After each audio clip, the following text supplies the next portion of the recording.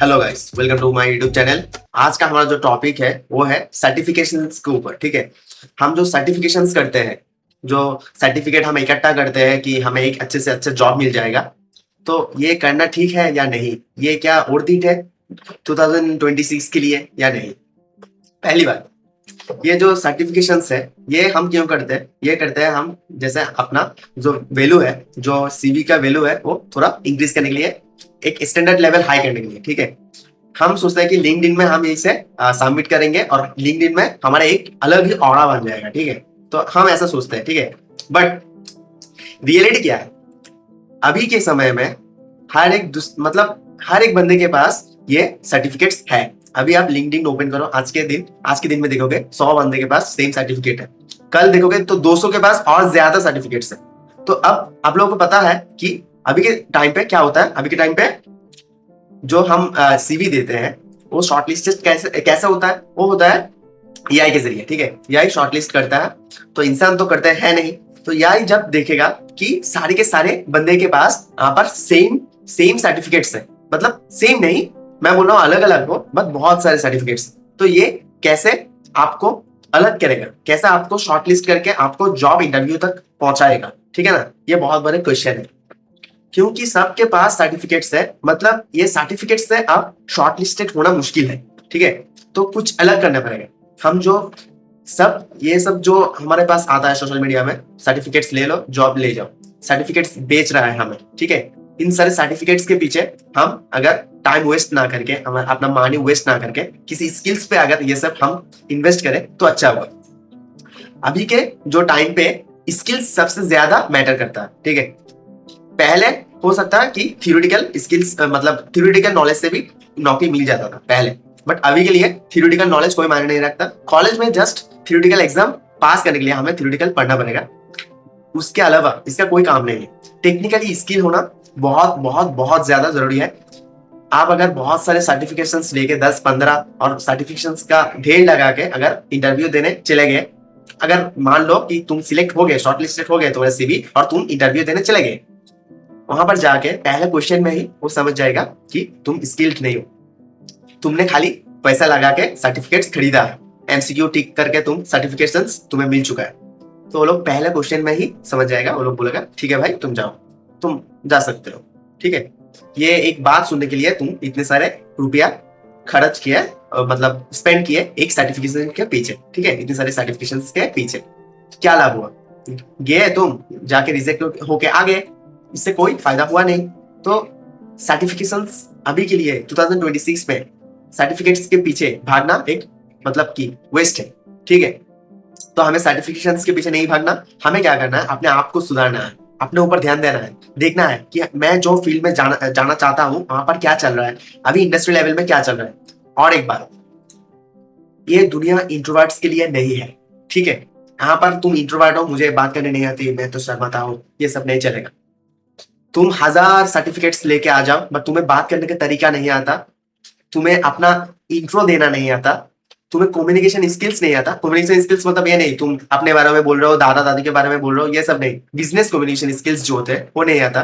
तुम बिजनेस के पॉलिटिक्स नहीं समझते, एक कॉर्पोरेट वर्ल्ड का पॉलिटिक्स नहीं समझते, बात करने का तरीका नहीं आता, तो तुम मतलब बुरा लग सकते हैं, बट अभी के लिए वेस्टेज हो। यहाँ पर कोई काम नहीं है तुम्हारे लिए। तुम 1000 सर्टिफिकेट्स ले लो, कोई काम नहीं है। तुम्हारे पास स्किल्स भी है बट तुम उसे रिप्रेजेंट नहीं कर पा रहे हो सामने वाले के सामने, तो कोई काम का नहीं हो तुम। तुम्हें स्किल्स, तुम्हारे अंदर स्किल्स भी होना चाहिए और उन्हें रिप्रेजेंट करना भी आना चाहिए। रिप्रेजेंट नहीं करोगे तो सामने वाला कैसे समझेगा कि तुम्हारे पास स्किल्स है? ठीक है, कैसे समझेगा? तुम्हें समझाना पड़ेगा, और कोई आके समझा के जॉब ले जाए उसके पहले समझाना पड़ेगा। ठीक है, तो तुम्हें फास्ट होना है, तुम्हें स्किल्ड होना है, तुम्हें स्किल औरों के पास पहुंचाना है, तुम्हें पहुंचाना है कि तुम्हारे पास स्किल है। ठीक है, तो इन सब के बिना तुम जस्ट सर्टिफिकेट्स के दम पे कोई नौकरी कर लोगे, तो ये तो बहुत बड़ा एक मीथ है अभी के लिए 2026 के लिए। ठीक है, अपने स्किल्स पे ध्यान दो, अपने कम्युनिकेशन स्किल्स पे ध्यान दो, टेक्निकल स्किल्स पे ध्यान दो। अब बोलोगे कि बहुत सारे लोग टेक्निकल स्किल्स लेके भी बैठा है क्योंकि उनका सीवी जो है वो शॉर्टलिस्टेड नहीं हो पा रहा है।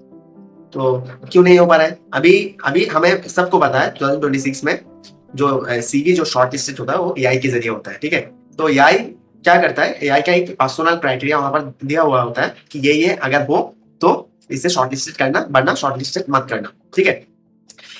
बट बहुत सारे लोगों के पास ये क्राइटेरिया होता है, फिर भी शॉर्टलिस्टेड क्यों नहीं होता?